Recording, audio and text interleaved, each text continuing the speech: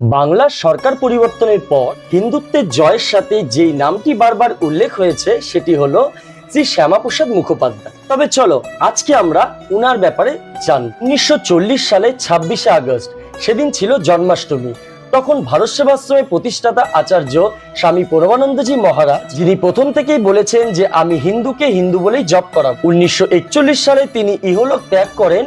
তার ঠিক আগের বছরই তিনি এমন কাউকে খুঁজছিলেন যাকে তিনি হিন্দু সংগঠনের দায়িত্ব দিয়ে যাবেন। তারপর স্বামী পরমানন্দজি মহারাজ সর্বদা হিন্দুদের পাশে দাঁড়ানোর শক্তি দিয়েছিলেন ডক্টর শ্যামাপ্রসাদ মুখোপাধ্যায়কে। তার শক্তি সঞ্চারিত হয়েছিল শ্যামাপ্রসাদের মধ্যে। বাঙালির জন্য শিবাজি, রানা প্রতাপের মতো শক্তিশালী নেতা চেয়েছিলেন স্বামী পরমানন্দজি। সেই বছরই দুর্গাষ্টমীর দিন শ্যামাপ্রসাদ এবং স্বামী পরমানন্দজি একান্ত আলাপ হয়। আর সেই দিনই ঠিক হয়েছিল যে হিন্দুদের জন্য একটি রাজনৈতিক দল গঠন হবে, আর সেই দল একদিন ভারতবর্ষে হিন্দুদের রক্ষা করবে। সেই দক্ষিণ কলকাতা শ্যামাপ্রসাদ মুখোপাধ্যায় আজ তার মাটিতেই বিজেপির সরকার হলো।